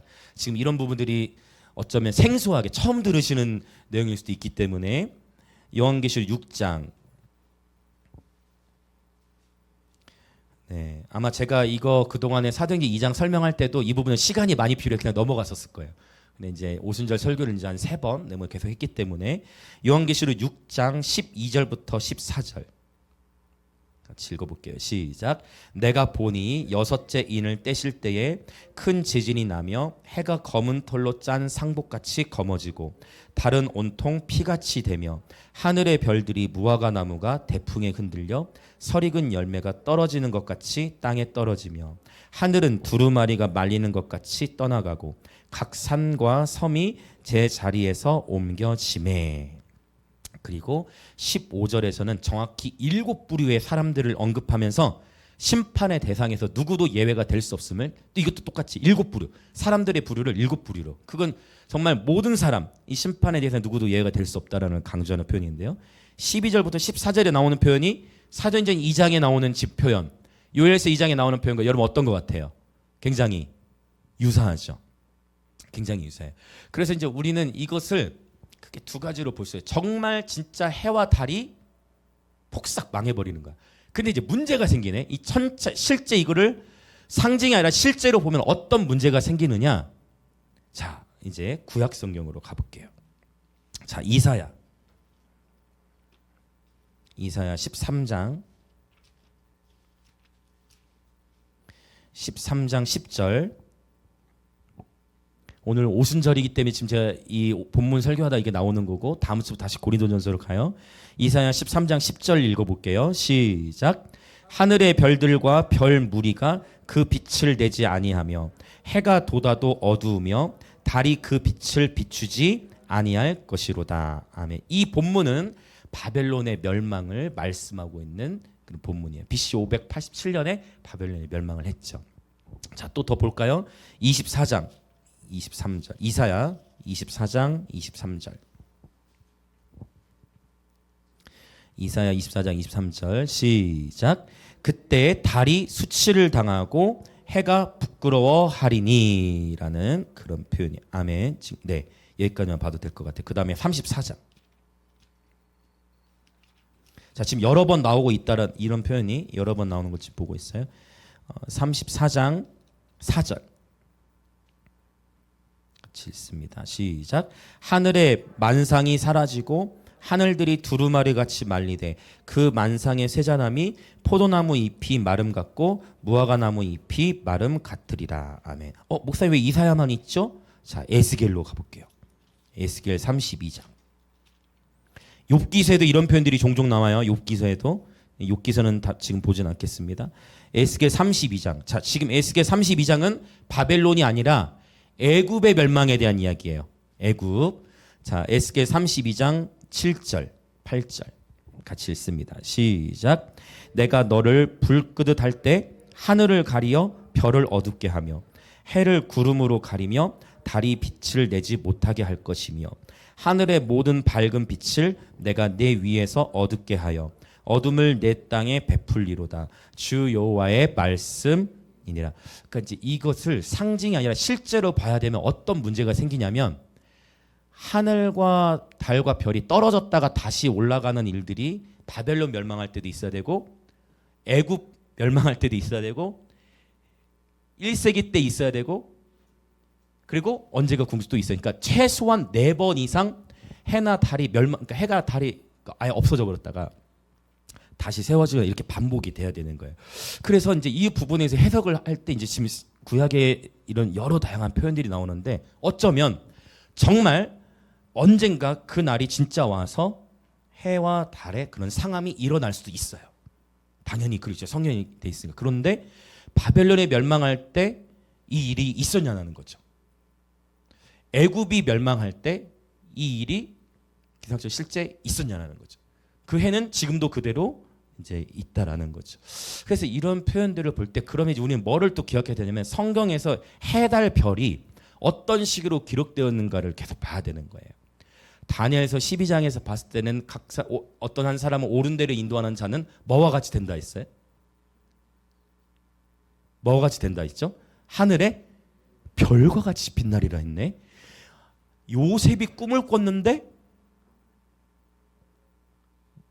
해와 달과 11별이 요셉에게 절을 하네? 그러면 요셉이 꿨던 해, 달, 별이 지금 요셉에게 지금 절하는 그 장면은 실제 해와 달과 별이 자신에게 절한다는 것을 의미할까요? 어떤 의미가 있죠? 요셉 것도 꿈 한번 해석해 주세요. 해와 달과 11별이 절한 건 어떤 걸 상징하죠? 명백히 나타났잖아요. 자신 있게. 자신 있게. 자신 있게. 그렇죠. 요셉의 형제들 11형제들과 아빠와 엄마. 해, 달, 11별. 이거 이미 해석이 성취가 된 거잖아요. 이런 표현들을 보는 거예요, 지금. 해, 달, 별. 그렇구나. 그래서 이 표현을 그러니까 바벨론이 멸망할 때 실제 해, 달이 멸망했다가 다시 해, 달, 별이 세워진 게 아니고 애굽이 멸망할 때 해, 달, 별이 멸망했다 다시 세워진 게 아니라 그 한 나라가 멸망할 때 해, 달, 별은 무엇을 의미하냐면 그 나라의 정치, 경제에 탁월한 리더십들의 몰락을 의미하는 거예요. 그렇게 해석하는 거예요. 즉 정치, 경제, 사회 각 영역이 그 영역 안에서 리더십들이 심판을 받아서 몰락하게 되는 것을 의미하는 거예요. 권력을 상실하고 몰락하게 되는 것을 의미하는 거예요. 그러면 이제 그래도 목사님 동의가 안 돼요 라고 하시는 분들을 위해 반대적인 말씀을 읽어볼게요. 자, 이사야 30장 26절. 한번 여러분 스스로 그냥 분별하시고 판단하셔서 실제 해달별이 그렇게 떨어질 수도 있겠지만 과거에는 아직까지 그 일이 안 일어났어요. 애굽이 멸망하고 바벨론이 멸망할 때 상징일 수도 있고 실제일 수도 있지만 여러분 스스로가 한번 분별해 보세요. 이사야 30장 26절. 이제 이거는 반대적인 이야기야. 자, 이사야 30장 26절 같이 읽어볼게요. 시작. 여호와께서 자기 백성의 상처를 싸매시며 그들의 맞은 자리를 고치시는 날에는 달빛은 햇빛 같겠고 햇빛은 7배가 되어 7날의 빛과 같으리라. 아멘. 너무 좋은 말씀이죠. 자, 이거는 반대적인 거예요. 하나님께 우리를 고치시는 날에는 달빛이 햇빛과 같이 된대요. 만약 달빛이 햇빛과 같게 되면 지구가 멸망할걸요. 여러분, 자, 다음에 햇빛은 몇 배가 돼요? 햇빛이 몇 배가 된다고요? 자, 왠지 박주사님 과학을 잘하실 것 같은데 만약 지금 태양이 지금보다 7배가 더 뜨거워지면 어떤 일이 발생할까? 저는 사실 과학은 좀 짧아요. 그러나 과학이 짧더라도 지금 햇빛이 지금보다 7배가 더 올라간다? 큰일 날 것 같아요. 그렇죠? 그러면 이 말씀은 지금 상징이겠어요? 실제이겠어요? 상징인 거예요. 그런데 왜 더 상징일 수밖에 없느냐? 여러분 요한계시록에 보면 요한계시록 21장에 분명히 만국의 백성이 그때가 되면 하나님의 나라 안으로 왕래하는데 그날에는 해나 달의 비침이 필요 있다 없다? 분명히 뭐라고 표현하고 있어요? 해나 달의 비침이 쓸데없다. 왜요? 우리 주 하나님과 그 어린 양 예수가 빛이 되시기 때문에 영광인 빛이 되시기 때문에 해나 달의 비침이 의미가 없다라고 표현해요. 그런데 그날에 햇빛은 7배가 되어 7날의 빛과 같다. 이건 모순적인 말씀이에요. 그러니까 이 지금 의미는 뭐냐면 그러니까 여러분이 선택하면 되시겠지만 해, 달, 별의 몰락은 그 한 나라가 멸망하는 데 있어서의 정치, 경제, 권력자들의 심판을 통한 몰락을 의미한다. 라는 것을 이해할 수 있다. 요셉이 꾼 꿈에서도 해, 달, 별은 상징적으로 나타났듯이 이렇게 우리가 볼 수 있다라는 것을 이해할 수 있습니다. 지금 이해되셨죠? 물론 실제 종말론적 어느 날에 그렇게 일어날 수 있다라고 믿으실 수도 있어요. 그건 괜찮은 것 같아요. 그러나 어쨌든 상징적으로 보는 방법도 충분히 의미가 있다. 더 안전할 수 있다라는 것을 볼 수 있어요. 그래서 사실 이것 때문에 이걸 실제로 보는 분들은 이제 그나마 이제 계기 일식 같은 거를 막 추적해가지고요. 이제 드디어 이게 또 이렇게 되는 거예요. 이걸 이제 실제로만 보다 보니까 이제 몇 년도에 일식이 있을 건데 그때 대환란이 시작된다 이렇게 또 가는 거예요. 근데 여러분이 지금은 생소하지만 여러분이 그런 설교 듣다 와 이거 진짜 너무 딱 잘 맞춰지는데 라고 생각하면서 또 때와 기한에 대해서 오해를 하게 되는 그런 일들이 있을 수 있다. 그래서 기록된 말씀 밖에 넘어가는 것은 위험하다. 기록된 말씀 안에만 거는 것이 안전하고 상징이냐 실제냐를 문맥 안에서 바르게 분별할 수 있는 지혜가 굉장히 필요하다라는 것을 말씀드려요. 자, 그러면 다시 사도행전 2장의 본문으로 와서 보면 바로 주의 크고 영화로운 날이 이르기 전에 해가 변하여 어두워지고 달이 변하여 피가 된다라는 이 표현은 실제 해, 달, 즉 주님이 다시 재림하시기 전에 정치, 사회, 경제 영역 안에 흔들림이 있을 것을 의미하는 거예요. 베드로전서 4장 17절을 제가 언급한 적도 있는데 하나님의 집에서부터 심판이 시작된다라는 말씀 2주년간 나누었죠. 그렇죠? 정치, 경제, 사회 영역 안에 흔들림을 통해서 주님의 재림하시기 전에 흔들림이 먼저 있을 것이다.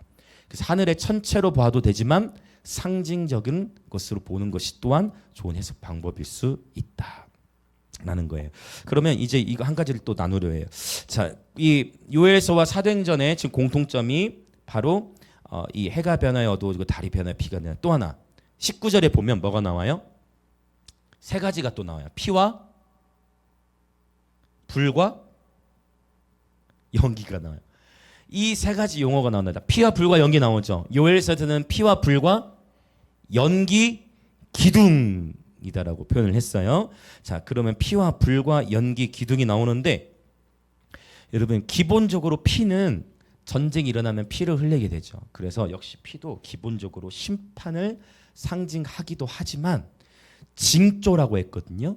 저는 이것을 심판으로도 보죠. 똑같아요. 두려운 날이 영화로운 날이 되는 것처럼 피가 심판을 상징하기도 하지만 예수 그리스도의 피를 상징하기도 합니다. 우리에게 징조는 예수 그리스도의 보혈입니다. 아멘. 종말론적인 그분의 나라의 완성의 가장 큰 징조는 예수 그리스도의 십자가에서 나타났기 때문이에요. 할렐루야. 자, 이것도 재밌어요. 자, 예수님의 보혈. 기본적으로 심판은 당연히 들어가는 거예요. 심판과 예수님의 보혈. 불은요. 역시 전쟁이 일어나면 심판을 의미하겠죠. 불심판. 당연히 불심판을 의미하기도 하고. 그러나 또한 예수님께서 여러분 이런 표현 하신 거 기억나세요? 그러니까 이게 상징과 실제를 이해할 수 있으면 성경이 이제 쭉 열려요. 자, 누가복음 12장에 예수님 말씀하시를 내가 땅에 어떤 표현이 있을까요? 자, 읽어볼까요? 이것도 생소할 수 있으니까 누가복음 12장일 거예요. 한번 가봅시다. 누가복음 12장. 자, 누가복음 12장.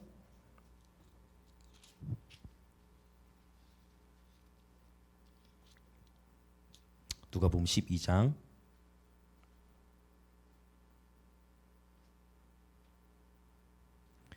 제가 성경책을 바꿨더니 새로 샀거든요. 누가복음 12장 49절. 누가복음 12장 49절. 자, 이런 표현들을 여러분 잘 정리해 놓으셔야 돼요. 12장 49절 시작. 내가 불을 땅에 던지러 왔노니 이 불이 이미 붙었으면 내가 무엇을 원하리요? 여러분, 자, 내가 불을 땅에 던지러 왔노니 이 불이 상징이에요, 실제예요. 그러니까 제 말은 예수님이 막 가스 막 이렇게 가지고 아니면 뭐 다이나마이트 해가지고 불 지르러 오셨나? 아니죠. 내가 불을 땅에 던지러 왔노리는 그 뭐겠어요? 이게 상징이에요. 상징이지만 또한 실제이기도 하죠. 그러니까 실제 불을 뭐 다이나마이트 이런 게 아니라 예수님이 불을 던지러 왔다는 건 뭐겠어요? 성령의 불이에요. 할렐루야. 예수님께서 엠마오로 내려가는 제자들에게 그분이 갑자기 나타나셔가지고 걸어가시다가 엠마오로 내려가는 제자들과 함께 말씀을 나누세요. 그때 제자들의 마음이 어떻게 됐어요? 뜨겁지 아니하더냐. 할렐루야. 그래서 이 불은 역시 또한 심판으로도 나타날 수 있지만 이 불은 바로 성령의 불로도 해석될 수 있는 거예요. 왜? 징조라고 했기 때문에. 사인이라고 했잖아요. 징조, 사인. 주님 재림하시기 전에 바로 이러한 사인들이 있을 것이다. 그다음 연기가 나왔어. 연기도 똑같이 당연히 이 사도행전의 표현 빼고 다 이 연기라는 이 단어는 오직 요한계시로만 나타나요. 요한계시로에서 이 연기는 언제 나타나느냐? 심판, 하나님이 심판하실 때 연기가 막 올라가. 근데 또 요한계시 8장과 15장에서는 심판만을 나타내지 않았어요. 뭐가 올라가요? 기도가 올라가는데 그 기도를 현도들이 향연이라고 했어요. 그리고 요엘서에서는 이걸 연기 기둥이라고 하고 사전에는 연기라고 했는데 여러분 연기 기둥하면 뭐가 떠오르세요? 그렇죠. 뭐가 떠올라요? 불기둥과 구름 기둥이 떠오르게 돼 있어요. 그래서 이 연기는 하나님의 영광의 임재를 가리키는 거예요. 그래서 삼일체 하나님의 징조가 나타나는 거예요. 예수의 보혈, 성령의 불, 하나님의 영광. 이스라엘 백성을 위해 운행했던 구름 기둥처럼. 출애굽기에 여호와의 성전에 뭐가 자욱했냐면 구름, 즉 성전 안에도 지성소 안에 구름 기둥. 그게 뭐예요? 연기잖아요. 연기. 하나님의 영광스러운 연기가 가득했다라는 표현이 있어요. 그런데 가만히 보면 피, 불, 연기는 다 어떤 용어라는 거예요? 다 공통적으로 심판의 요소를 갖고 있다. 역시 똑같은 거예요. 주의 영광스러운 날이 믿지 아니하는 자들에게는 심판으로 다가오는 것이고, 저와 여러분에게는 바로 예수 그리스도의 보혈, 성령의 불, 하나님의 영광의 임재, 이것이 실현되어지는 날이다 라는 것을 볼 수 있어요. 자, 오늘 조금 시간이 가더라도 제가 차근차근 설명을 드렸는데 여러분 잘 이해되시죠? 이것들이 징조라는 거예요. 예수님의 보혈, 성령님의 불, 그 다음에 하나님의 영광의 임재, 이것이 우리에게 징조가 되어져요. 주님이 우리와 함께 하시는 징조가 되어질 뿐만 아니라 주님 그렇다고 합니다. 주님 다시 오시기 전에 예수의 보혈은 더욱 선포되어질 것입니다. 주님 다시 오시기 전에 성령의 역사는 더 강하게 폭발적으로 나타날 거예요. 주님 다시 오시기 전에 초자연적인 하나님의 영광을 드러내시는, 주은이랑 금요일이었나? 그 선교가 있는, 이란에 선교가 있는 누가 아는 자매가 있다는데 거기서 얘기하는 거예요. 환상들이 열려서 예수님을 보게 되는 거죠. 할렐루야. 자, 요거 이제 하나 더 봅시다. 사도행전 2장 우리 너무 유명한 말씀 17절 다시 한번 이 세 가지 표현. 17절 시작. 하나님이 말씀하시기를 말세 내가 내 영을 모든 육체에 부어주리니 너의 자녀들은 예언할 것이요 너의 젊은이들은 환상을 보고 너의 늙은이들은 꿈을 꾸리라. 자녀들, 젊은이들, 늙은이들이 나왔는데 요엘서와 똑같이 예언과 그 다음 환상 그리고 꿈이 나왔어요. 예언에 대해서 설명을 드렸어요. 그런데 아이들에 대해서 예언의 차원, 그 다음에 비전. 그래서 여러분 이 환상이라는 것도 목사님 저는 한 번도 환상을 본 적이 없습니다라고 하죠. 아니요, 여러분 다 환상을 보고 계세요. 이게 이 환상이라는 거 항상 넓혀야 돼요, 여러분. 할렐루야. 이 환상이라는 것도 넓혀야 돼요. 환상이 영어로 어떻게 돼요? 비전이에요. 여러분 비전이 있으세요, 없으세요? 넓혀야 돼. 환상이라는 것을 내가 기도 가운데서 눈을 감았을 때만 보이는 것도 환상이에요. 근데 그것뿐만 아니라 여러분이 예배하시면서 기도하시면서 하나님께서 떠올려 주시는 그분의 생각도 비전이에요. 그분의 생각이 곧 비전이에요. 아멘. 한번 옆에 보신 분들 인사합시다. 하나님의 생각이 곧 비전입니다. 하나님의 생각이 곧 비전인 거예요. 아멘. 그래서 마지막 때라고 얘기하는 주님이 재림하시기 전에 이러한 예언적 사역, 그리고 하나님의 비전들이 풀어지고 그 다음에 실제 꿈을 통해서도 하나님을 만나는 일들이 계속 일어나게 될 것입니다. 제가 너무 감사하게도 오늘 꿈을 꿨어요. 그러니까 어제 밤에 잠을 잤는데 어제는 거리 예배를 안 나가가지고 좀 일찍 잤습니다. 비가 오는 바람에 잤는데 꿈에서 저는 여러분 아시죠? 최대한 저는 신비주의적인 표현을 어떻게 해서든 절제하고 깎아내고 그러는데 꿈에서 제가 천국을 또 갔어요. 천국을 갔는데 이번에 제가 갔던 주님께서 보여주신 그 하나님의 나라는 내가 생각하는 황금길이 아니었어요. 우리 인간의 선입견 안에는 황금길만 생각을 하는데, 그런데 어디든지 갈 수 있는 곳으로 날아다니더라고요. 그러면서 사랑의 분깃이 다름을 알 수 있었어요. 그것은 뭐냐면 내가 어떤 사람에게 1만큼의 사랑을 줄 수가 있고 어떤 사람에게 5만큼 사랑을 주기도 하고 어떤 사람에게는 10만큼의 사랑을 주더라고요. 그게 영의 세계 아니라 천국 안에서 굉장히 실제적으로 표현되는 것을 볼 수가 있었어요. 그리고 꿈속에서 제가 하나님 나라 안에서 지금 몸이 무겁지만 거기서는 어디든지 제가 생각하니까 그곳으로 가더라고요. 오늘 제가 깜짝 놀란 것은 이러한 방문이 사실 얼마 전에도 맨날 하나님은 하음이에게는 막 예수님 보여주시고 한다 막 그런 표현을 했는데 하나님께서 오늘 꿈에서도 저를 그분의 나라로 인도하셨어요. 저는 지금 어떤 신비주의를 얘기하려고 여러분이 나누는 것이 아니라 여러분, 저는 여러분이 어둠의 것들만 보지 않으시길 원해요. 귀신을 분별하는 곳에만 시간을 보는 것이 아니라 그분의 나라, 그분의 나라를 분별하시기 축복합니다. 어떤 이해되십니까? 귀신의 어떠함, 어둠의 어떠함, 그러한 어둠의 영역에만 집중하는 것이 아니라 예수님의 얼굴을 바라보며 예배하는 가운데에 마음이 청결한 자가 복이 있나니 저희가 하나님을 볼 것이며라고 말씀하셨던 구약에서 모세와 다윗이 누렸던 바로 그 하나님의 얼굴과의 대면. 여러분 축복합니다. 여러분 하나님의 나라는 실제합니다. 지옥을 갔다라는 간증도 많지만 천국을 보았다라는 간증이 더 많았으면 좋겠어요. 그리고 제가 종종 그렇게 글을 의도적으로 돌리죠. 오늘 또 천국을 누리게 하시니 감사합니다 라고 올리잖아요. 오늘의 하루도 예수 안에서 천국을 누리시기 축복합니다. 그리고 예수의 얼굴을 구하며 예배하는 가운데에 정말 그분이 그분의 얼굴빛을 저와 여러분에게 보여주실 거예요. 물론 상징일 수 있고 실제일 수 있지만 그분의 얼굴을 구하는 이 모든 예배의 DNA는 우리 영광임직의 모든 지체들에게 있으시길 예수님으로 축복합니다. 아멘 할렐루야. 그리고 주님은 마지막 때 분명히 예언을 여시고 하나님이 비전을 부으시고 특별히 아비들에게 꿈을 여신다 했는데 여러분 이 시간 제가 선포할 때는 믿음으로 받으세요. 여러분 잠을 자기 전 예수님을 생각하고 주무십시오. 원망과 미움과 질투의 마음으로 잠들면 내 무의식 속에 쓴뿌리가 생겨서 상처가 돼요. 상처로 반응하게 돼요. 그렇죠? 그러나 여러분 축복해. 특별히 공포 영화도 절대 보시면 안 좋아요. 근데 자기 전에는 꼭 예수님 생각하고 주무세요. 말씀을 읽다 주무시고 그분을 생각하다 주무세요. 여러분 사랑하는 사람은 생각하고 싶지 않아도 막 떠오르죠?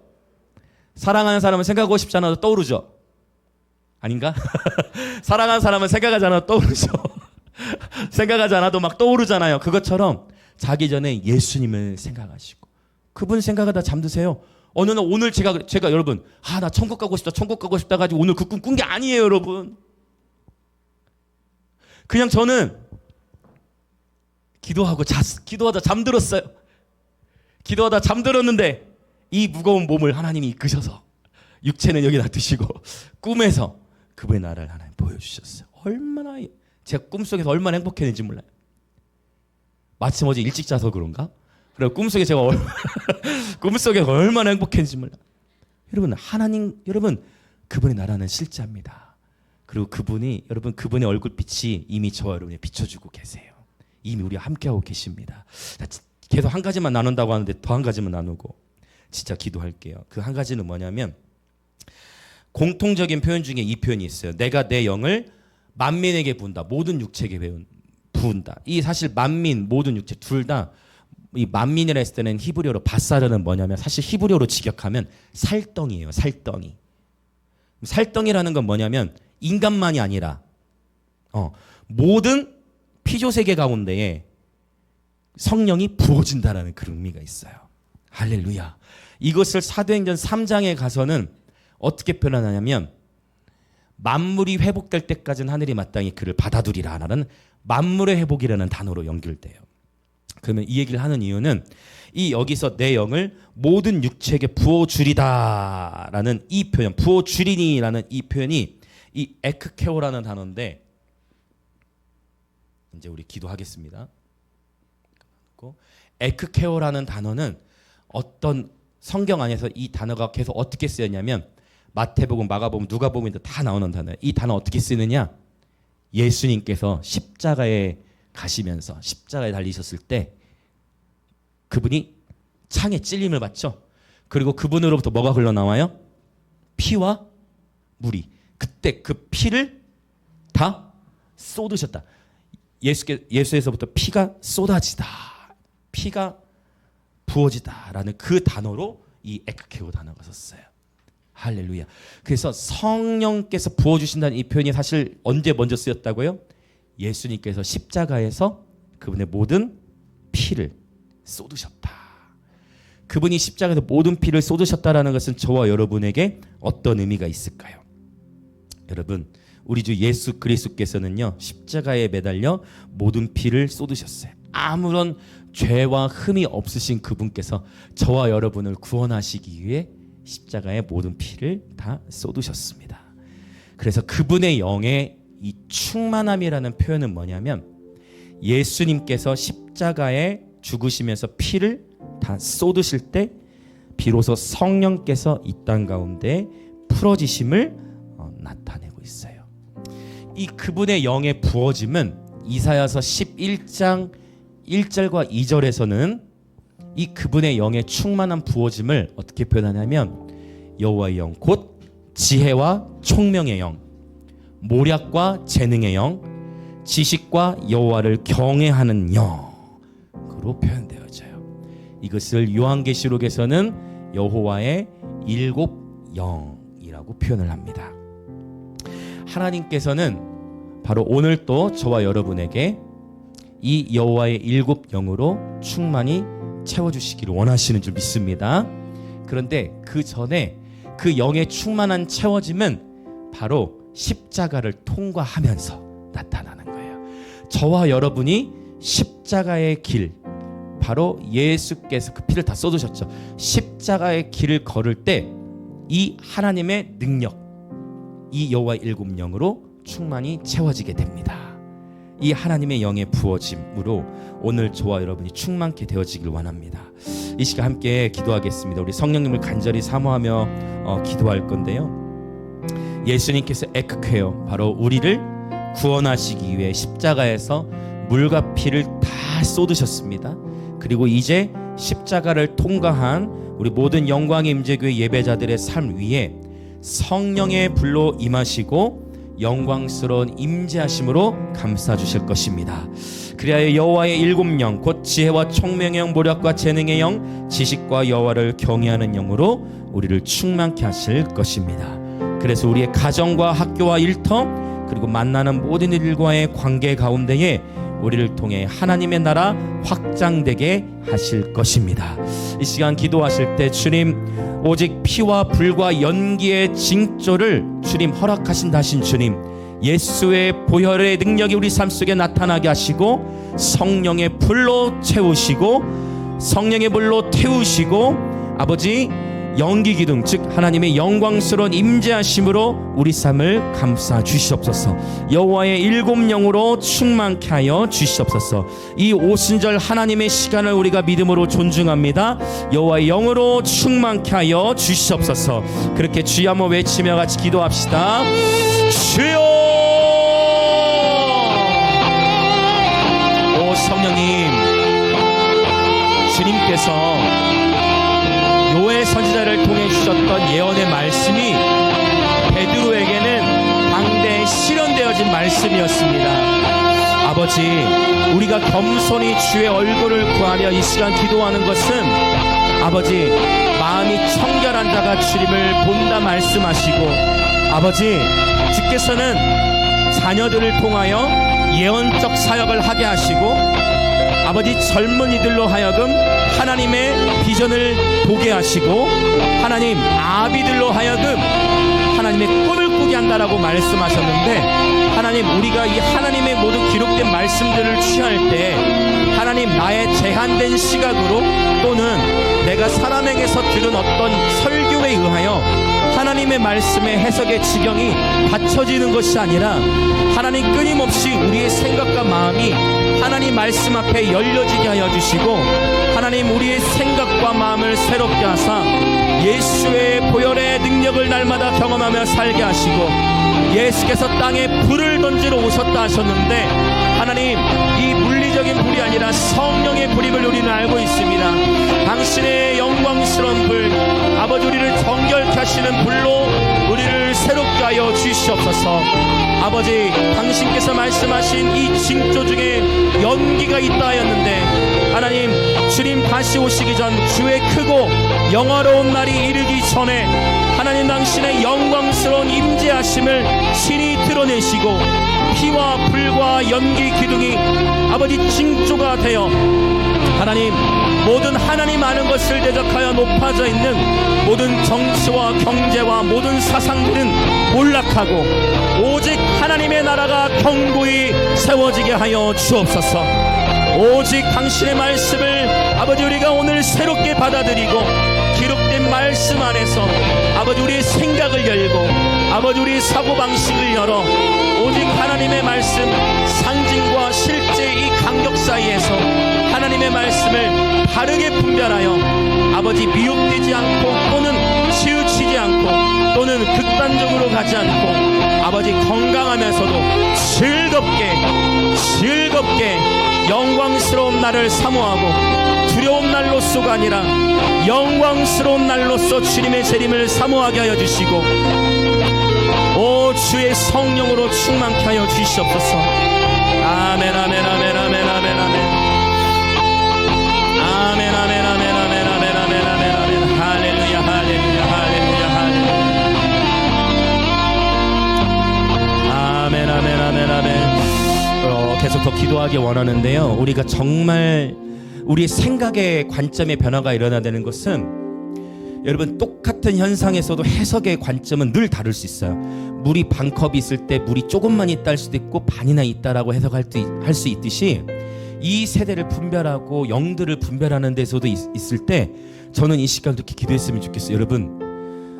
여러분 정말 하나님의 나라를 보시길 축복합니다. 어둠의 것들에 집중하는 데서부터 나와 이제 하나님의 나라에 집중하십시오. 예수 그리스도의 얼굴에 집중하시길 축복합니다. 여러분, 똑같은 12명의 정탐꾼들은 똑같은 걸 봤지만 10명의 정탐꾼은 우리는 그 땅을 취할 수 없다. 그 땅에 있는 이 악한 군대는 너무나 세다. 그런데 여호수아와 갈렙 이 두 명만이 아니다, 저들은 우리의 밥이다 라고 보고하고 약속의 땅으로 들어갔습니다. 여러분, 이 세상에 어둠의 일들은 있습니다. 그러나 세상이 악하다 어둡다는 누구나 할 수 있는 보고예요. 그런데 이사야가 우시야 왕이 죽던 해에 고백하는 것은 거룩하다 여호와의 영광이 온 땅에 충만하시도다. 여러분, 온 땅에 충만한 어둠이 보이십니까? 아니면 온 땅에 충만한 하나님의 영광이 보이십니까? 이제 여러분, 말씀 안에서 여러분이 깨어나시고 분별하십시오. 그래서 이 시간 기도할 때 하나님 두려워하지 않고 내 개인의 미래나 종말의 미래를 두려워하지 않고 우리의 내 개인의 미래나 종말의 미래는 영광스러운 날임을 예수님의 이름으로 선포합니다. 하나님, 자꾸 두려움과 어둠의 일들에 집중하여서 자극하는 것이 아니라 예수 그리스도의 얼굴에 집중케 하여 주옵소서. 온 땅에 충만한 어둠을 보는 것이 아니라 온 땅에 충만한 하나님의 영광을 볼지어다. 그래서 귀신들을 분별하는 것이 아니라 예수님을 보게 될지어다. 꿈에서도 주님을 만날지어다. 하나님의 비전을 볼지어다. 그렇게 이 시간 기도할 때 하나님, 우리의 생각을 열어주시고 하나님의 선하신 것들을 보게 하시며 하나님의 선하신 것들을 분별케 하여 주옵소서. 그렇게 주여 외치며 기도합시다. 주여. 오 하나님, 우리의 눈을 열어 주옵소서. 아버지, 엘리사와 함께 했던 종의 눈을 주님이 여셔서 처음에는 저 적군이 너무나 많다라는 것을 보았지만 엘리사의 눈이 열렸을 때, 오라, 주의 천군 천사들이 우리를 둘러싸고 있구나. 오라, 주의 천군 천사들이 우리를 보호하고 있구나라고 보았던 것처럼 주님, 우리 영광 임재의 모든 지체들의 눈을 열어 주옵소서. 아버지, 듣는 설교들을 분별하게 하여 주옵소서. 아버지, 소망을 주고 십자가를 외치며 하나님의 말씀 안에 거하는 다른 것들을 분별할 수 있도록 성령님 지켜주시고 보호하여 주시고 열어주옵소서. 오직 하나님의 말씀을 바르게 분별할 수 있는 지각을 열어주시며, 특별히 이 종이 이 시간 기도하는 것은 아버지 우리 모든 지체들, 아버지 하루의 일과를 마치고 잠이 들 때에 예수님에 대한 생각으로 잠들게 하시고, 하루 일과를 마치고 잘 때에 용서하고 축복하며 잠들게 하셔서 우리의 무의식의 세계에 아버지 아름다운 하나님의 나라가 온전히 세워지게 하여 주옵소서. 아버지 성공을 추구하는 것이 아니라 오늘 내가 예수와 함께하고 있는 것에 행복을 누리게 하시고, 아버지 다른 모든 어떤 것을 부러워하는 것이 아니라 아버지 바로 오늘 나의 하루의 삶, 바로 이 하루하루의 삶 속에서 예수 그리스도와 동행하는 아버지, 이것이 우리의 삶의 가장 큰 기쁨이 되게 하여 주시옵소서. 할렐루야.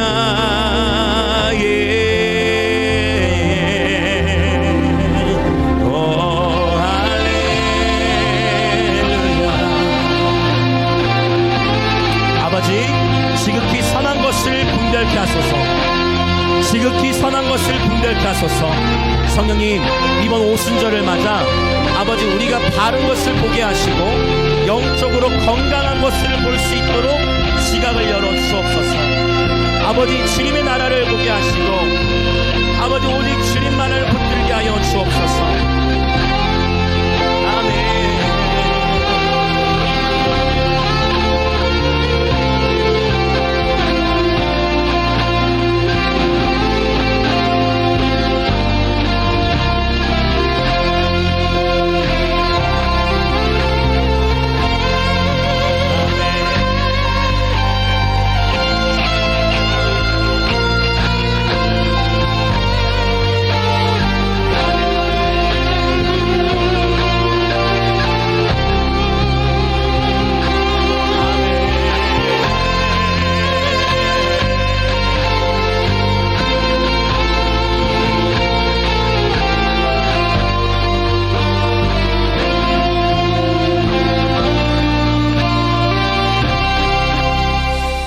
다시 한 번 더 기도하기 원하는데요, 제가 우리 유재동 선교사님을 만난 지 벌써 10년이 됐는데 기억납니다. 불과 한 7년, 8년 전에 선교사님 한국에 들어오셨을 때 같이 나눴는데, 그때 선교사님께서 여러 많은 아픔들을 나눠주셨어요.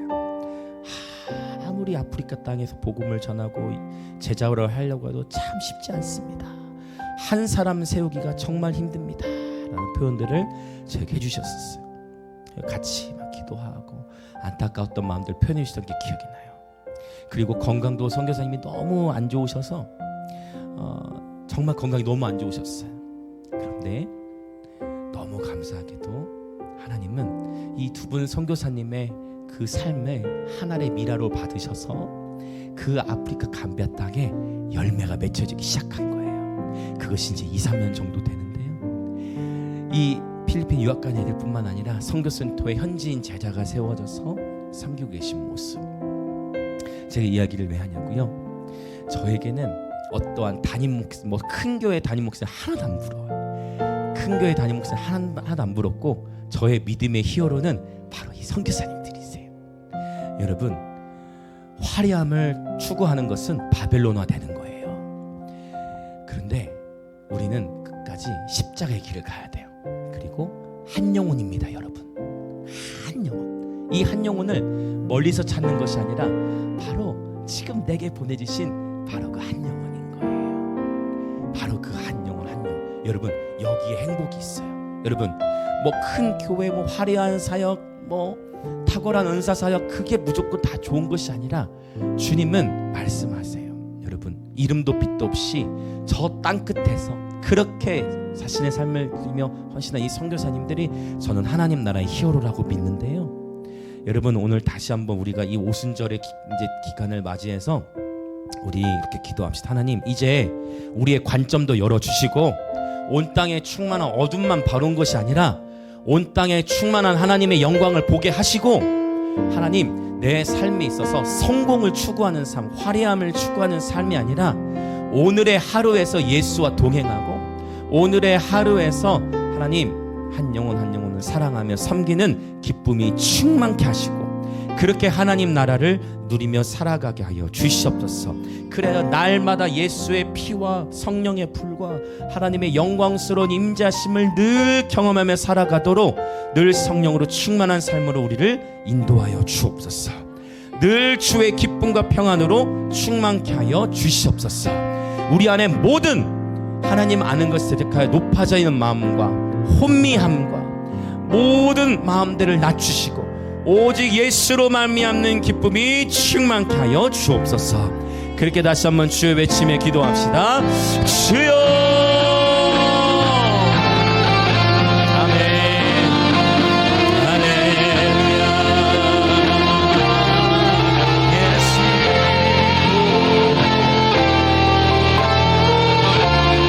여러분, 우리 그렇게 예수님을 따라갑시다. 그렇게 주님만을 따라갑시다.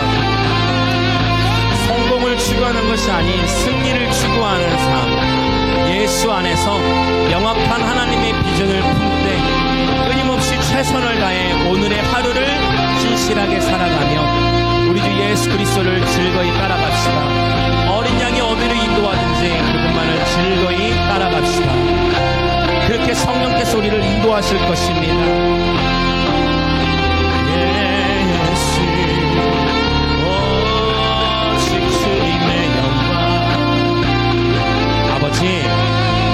진정 예수께서 이 땅에 오심으로 새 언약의 시대가 열렸습니다.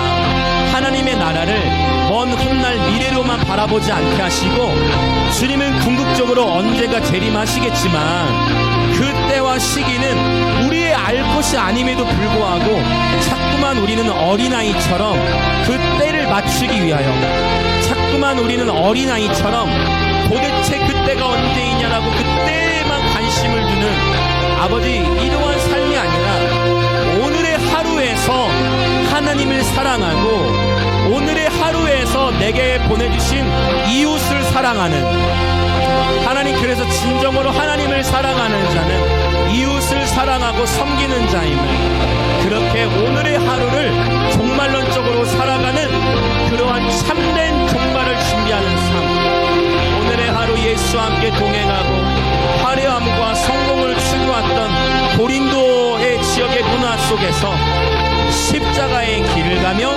오직 주님을 따르는 예배자의 삶이 되게 하여 주시옵소서. 아멘. 예수.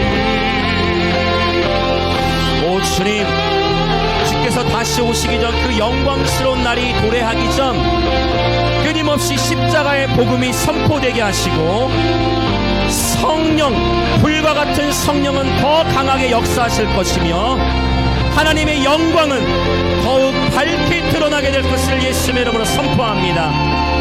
주의 크고 영광스러운 날이 도래하기 전 십자가의 복음은 더 담대히 선포될 것이며 불과 같은 성령님의 역사가 커질 것이며 하나님의 영광은 더욱 밝게 드러날 것이온데 바로 우리 영광의 임재의 모든 지체들을 통하여 우리 교회를 통하여 십자가의 복음이 더 선포되게 하시고 성령의 능력이 더 나타나게 하시며 하나님의 영광스러운 임재하심이 부러져 이 영광스러운 날의 징조로서 우리가 그렇게 하나님의 능력을 힘입어 사역하고 섬기게 하여 주옵소서.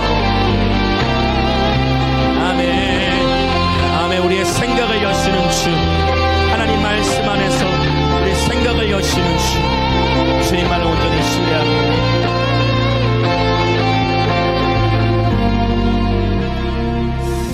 아버지, 이 오순절의 시간이 이제 이틀 앞으로 다가오는데 이 시간이 종이 예수님의 이름으로 다시 한번 선포합니다.